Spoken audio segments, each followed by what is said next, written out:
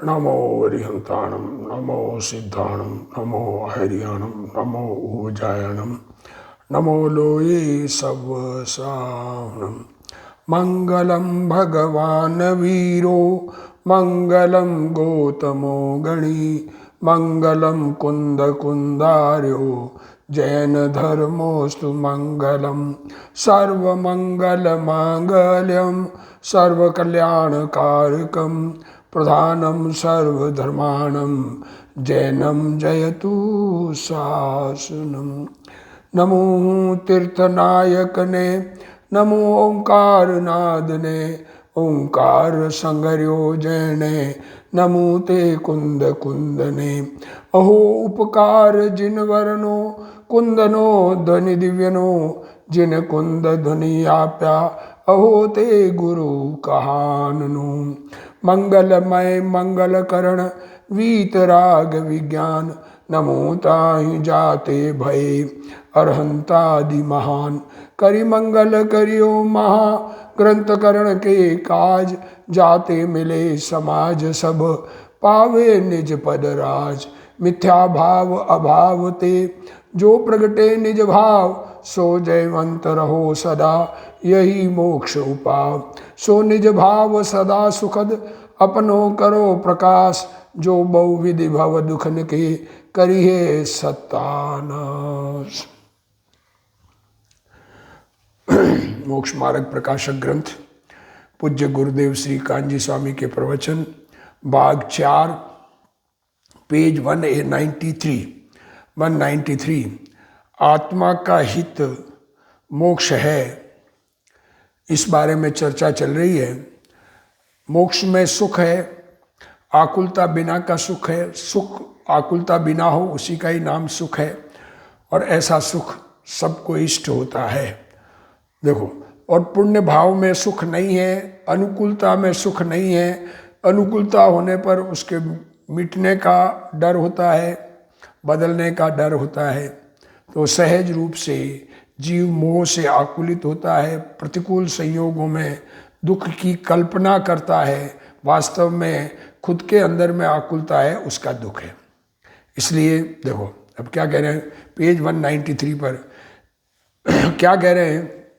इसलिए यहाँ ऐसा विचार करना चाहिए कि संसार अवस्था में भी किंचित कषाय घटने पर सुख मानते हैं। देखो, दुनिया में भी कषाय की तीव्रता हो हमें तो हम दुखी, कषाय मंद हो तो दुख घटता है तो सुखी मानते हैं नहीं, कम दुख है।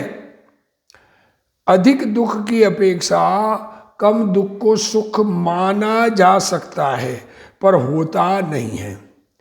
सेठ अथवा राजा की पदवी मिलने पर, बड़ा सेठ हो या बहुत बड़ा राजा हो, जीव सुख की कल्पना करता है तथा भार जिम्मेदारी आने पर चिंता करता है।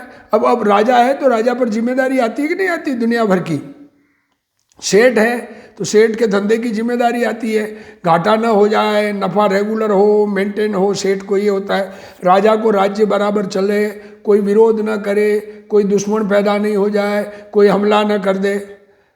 तो ये चिंता करता है कि नहीं करता है, तो दुख है या नहीं।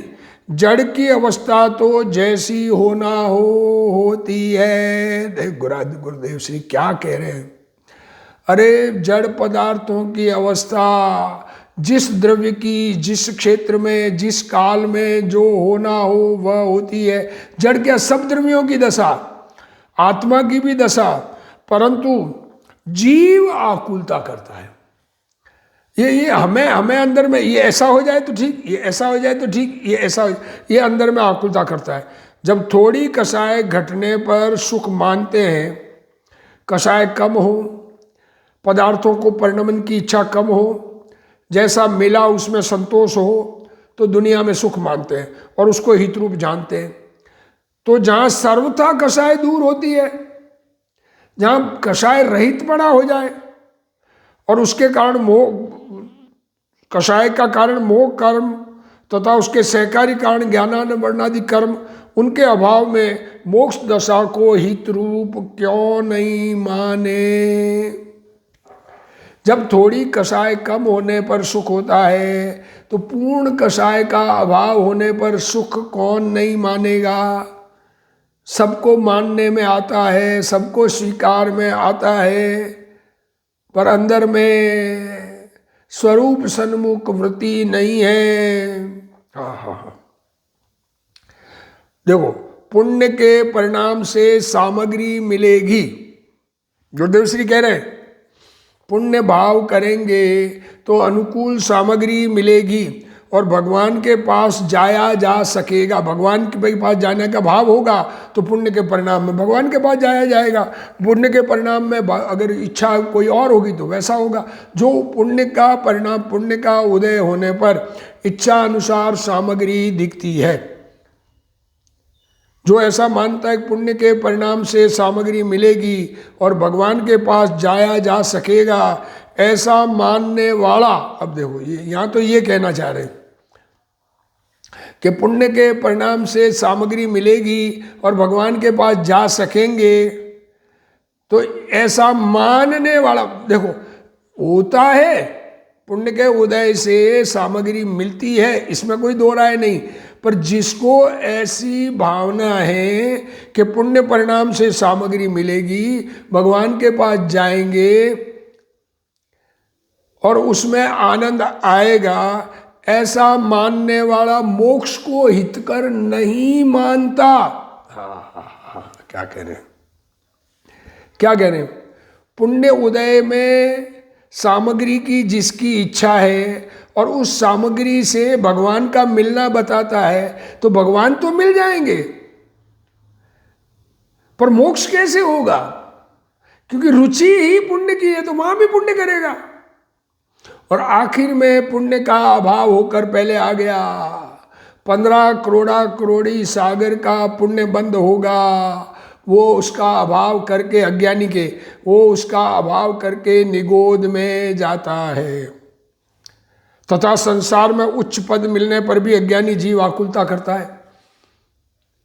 बड़ा बड़ा पद मिल गया, लोग बाग वाह वाह कर रहे हैं, पर अंदर में और आगे बढ़ो और आगे बढ़ो, अरे कहाँ बढ़ेंगे भगवान जाने।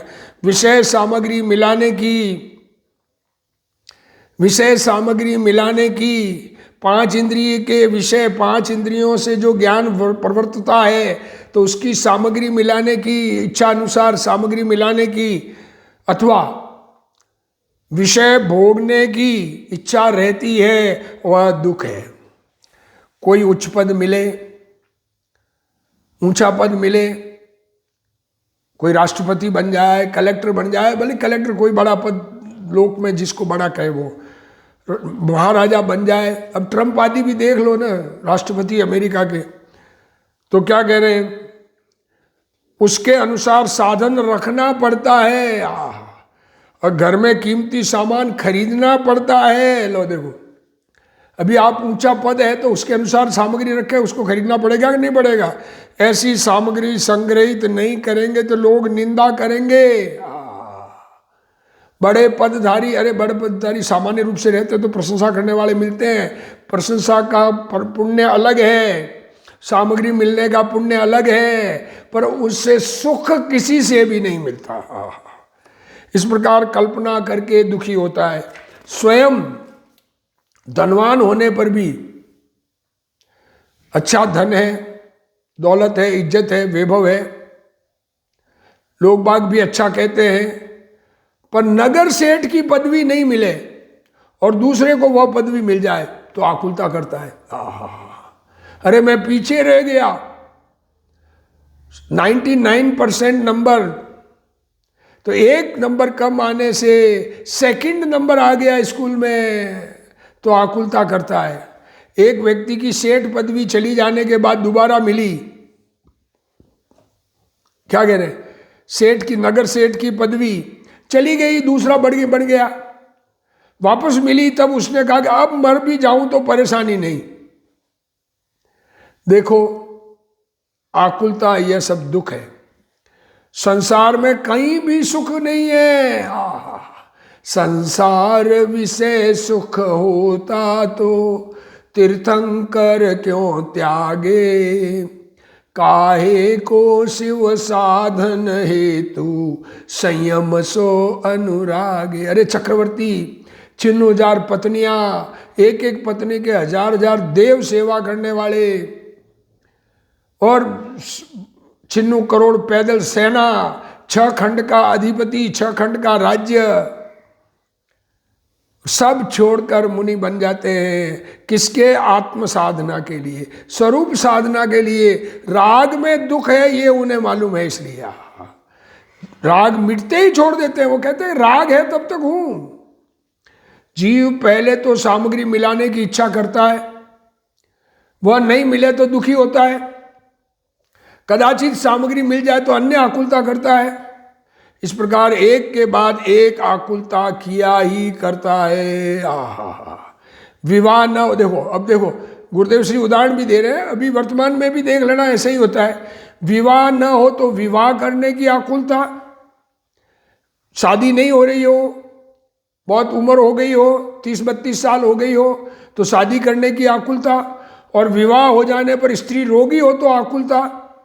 शादी हो गई, पत्नी आ गई, बीमार पड़े उसको इलाज कराओ, खुद बीमार पड़े उसका इलाज कराओ, विरोधी आ जाए, झगड़ालू आ जाए स्त्री, तथा आकुलता मिटाने की आकुलता करता है। यह आकुलता कैसे मिटे, ये मेरा टेंशन कब दूर हो। इसलिए संसारी जीव दुखी है। पुण्य के उदय से सेठ हो अथवा देव हो तो भी दुख है। त्यागी नाम धराकर बंध को हितकारक मानता है। नाम त्यागी और बंधन को लाभदायक मानता है। अरे बंधन तो दुखदायक है। बंध के भाव आकुलता भाले हैं। बंध को दुखदायक नहीं मानने वाला मोक्ष को हितकारक नहीं मान सकता। जिसको बंधन प्रिय है उसको मुक्ति प्रिय नहीं है। गुलामी में सुख लगता है कि उनके कहने में चलने में आराम है, वो स्वतंत्र धंधा नहीं कर सकता। अतः संसार अवस्था हितकारी नहीं है। मोक्ष अर्थात पूर्ण आनंद दशा, उसमें जरा भी आकुलता नहीं है। मोक्ष में कोई आकुलता नहीं है, कुछ बदलना नहीं है, जैसे है वैसे है। यथा तथा शिव परिणय अनंता अनंत काल, यथा तथा शिव परिणय। एक बार सिद्ध पर्याय प्राप्त हुई तो अनंत काल तक वैसा का वैसा ही विराजमान रहते हैं। इसलिए वहाँ आकुलता मिटाने का उपाय करने का प्रयोजन भी नहीं। मोक्ष का उपाय ही आकुलता मिटाने का उपाय है। आकुलता मिटानी है, अंदर से दुख मिटाना है, शांति लानी है तो मोक्ष का उपाय करना चाहिए। चिदानंद आत्मा में से शांत रस प्रकट होता है। अपने चैतन्य भगवान आत्मा उस सन्मुख होने पर शांत रस प्रकट होता है, वह सुख है। अतः मोक्ष दशा हितकारी है, यह बात निश्चित करना चाहिए। संसार में सर्वत्र आकुलता है। संसार में कोई दशा ऐसी नहीं है जिसमें आकुलता न हो। पूर्व में भी अधिकार 3 में, पूर्व में इस ग्रंथ में 3रे अधिकार में संसार अवस्था के दुख तथा मोक्ष अवस्था के सुख, विशेष सुख का वर्णन किया है। पहले में तो संसार दुख, दूसरे में संसार दुख और मोक्ष सुख। वैसी प्रयोजन के लिए किया था। यही प्रयोजन था कि मोक्ष में सुख मालूम पड़े। संसार आत्मा की विकारी दशा है। संसार ये स्त्री पुत्रादि मकान जमीन जायदाद धन दौलत ये संसार नहीं है। इसको छोड़ने से संसार नहीं छूटेगा। आत्मा में राग द्वेष मोह रूप दशा वो संसार है, वह दशा दुखदायक है और मोक्ष सुखदायक है। इन राग द्वेष मोह मिथ्यात्व राग द्वेष का मिटना सुखदायक है। इसलिए मोक्ष को हितकारी जानकर उसका उपाय करना यही तात्पर्य है। एक बात क्या कहा, मोक्ष में सुख है और मोक्ष दशा हितकारी है। ये पहले तो ये निर्णय करो संसार में दुख है और मोक्ष में सुख है तो तुम मोक्ष के लिए हम प्रयत्न करेंगे। जिसको संसार में दुख लगता ही नहीं, संसार का स्वरूप नहीं मालूम है, स्त्री पुत्र घर बार, ये धन मकान दौलत, ये संसार दिखता है। अरे फिर जानवर के कहाँ संसार है?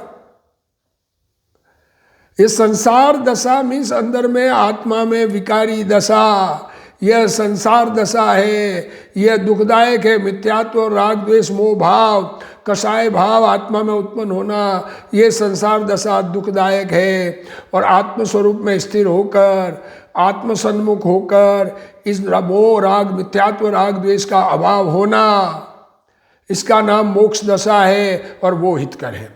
अब कह रहे हैं, देखो अब ये हो गया, पहली बात तो ये कि मोक्ष में सुख है। अब कह रहे हैं वो मोक्ष मेहनत से मिलता है, अपनी मेहनत से मिलता है। कौन सी मेहनत? अभी हम बहुत मेहनत कर रहे हैं कमाने की, खाने की, पीने की, सब। वास्तव में वो मेहनत नहीं है, परद्रव्य का काम आत्मा कर ही नहीं सकता।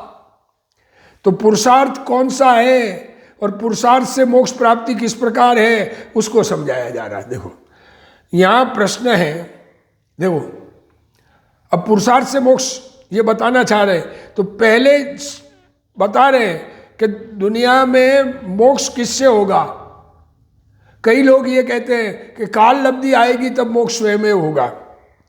तो मोक्ष का उपाय काल लब्धि आने पर देखो भवितव्य अनुसार बनता है।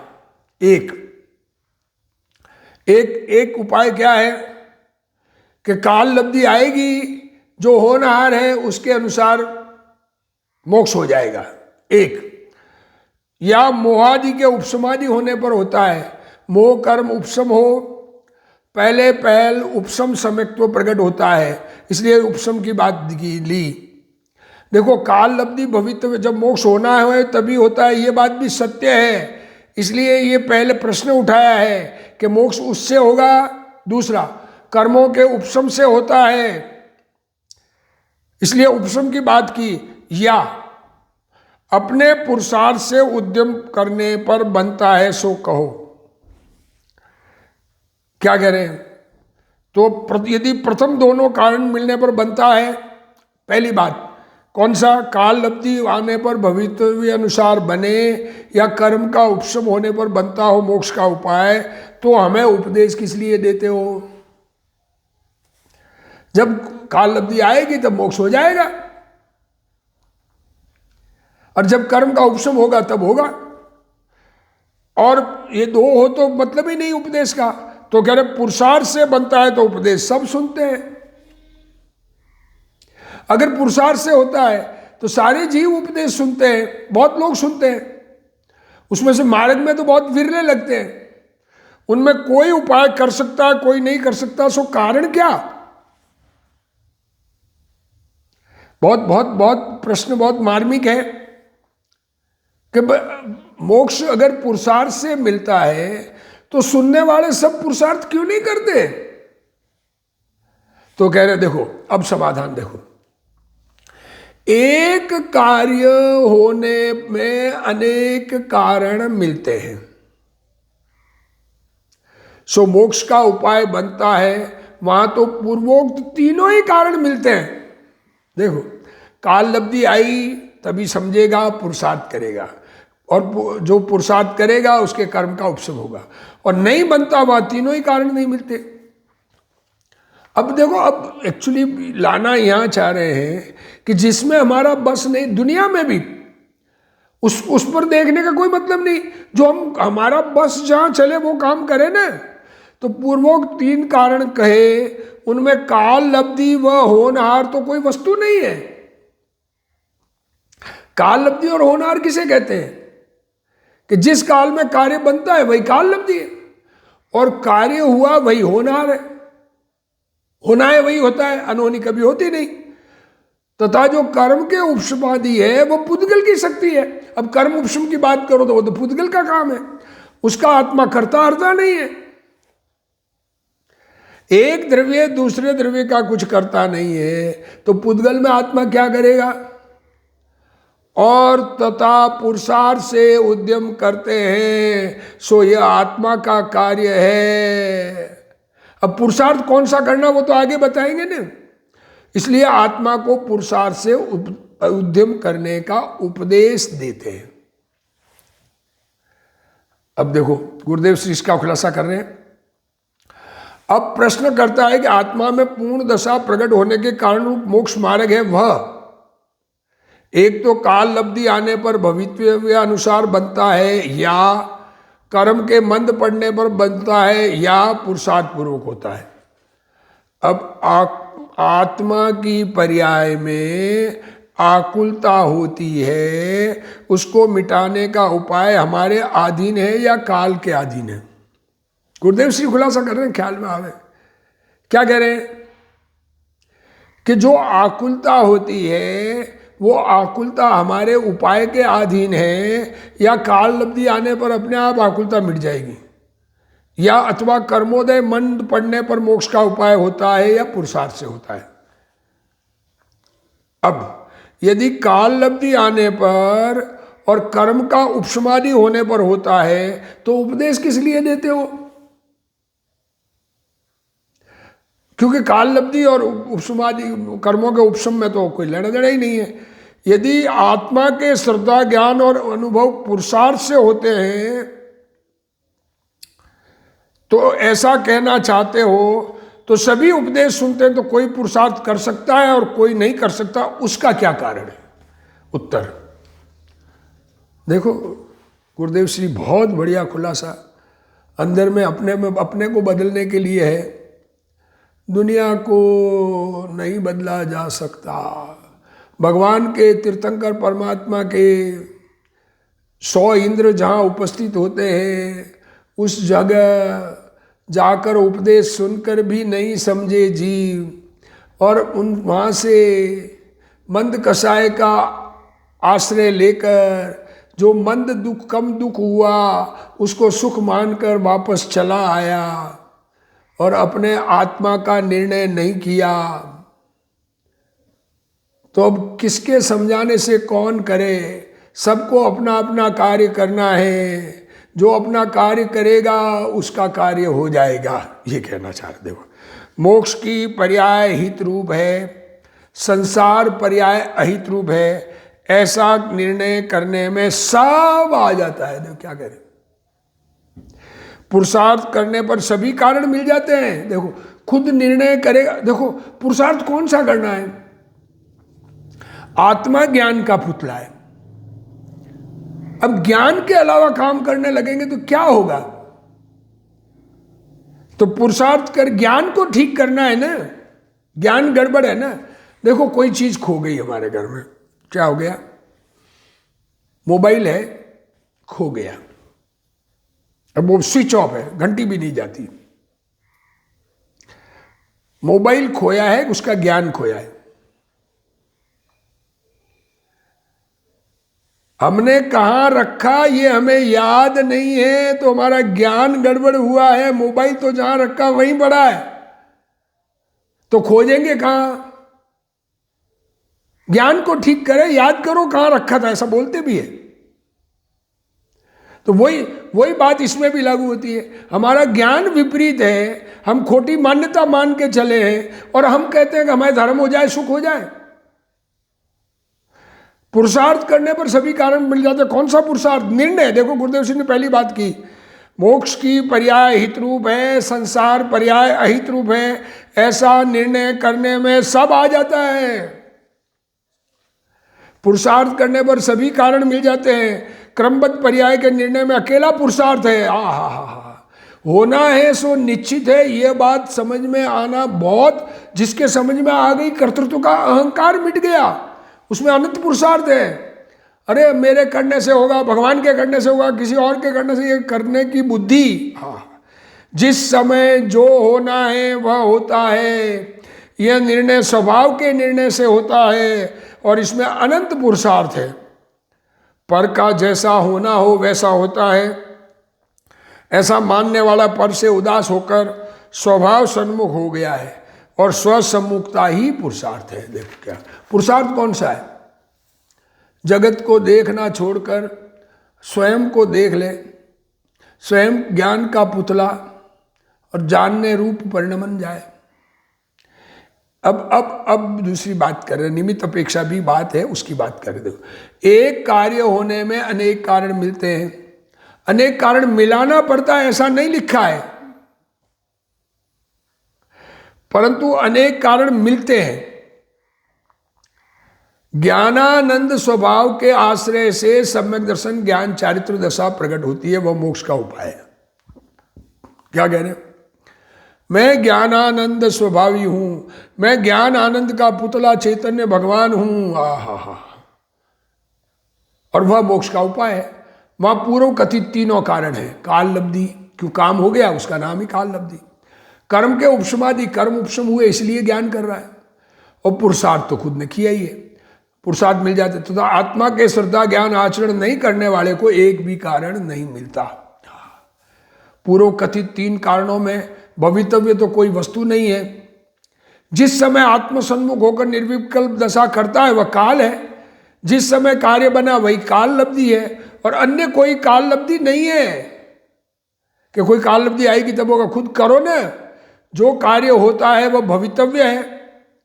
सम्यक दर्शन ज्ञान चारित्र दशा हुई वह भवितव्य है, वह अपनी पर्याय में लागू पड़ता है, बाहर में लागू नहीं पड़ता। काम अपने में करना है और करने में लगे हो दूसरों का, तथा कर्म के उपशमादि का होना पुद्गल की शक्ति है। जीव जब पुरुषार्थ करता है तब कर्म स्वयं उपशम क्षोपशम अथवा क्षय रूप होते हैं। आत्मा कर्मों को बांधता अथवा टालता नहीं है। देखो, जेल खुद जाता है क्या?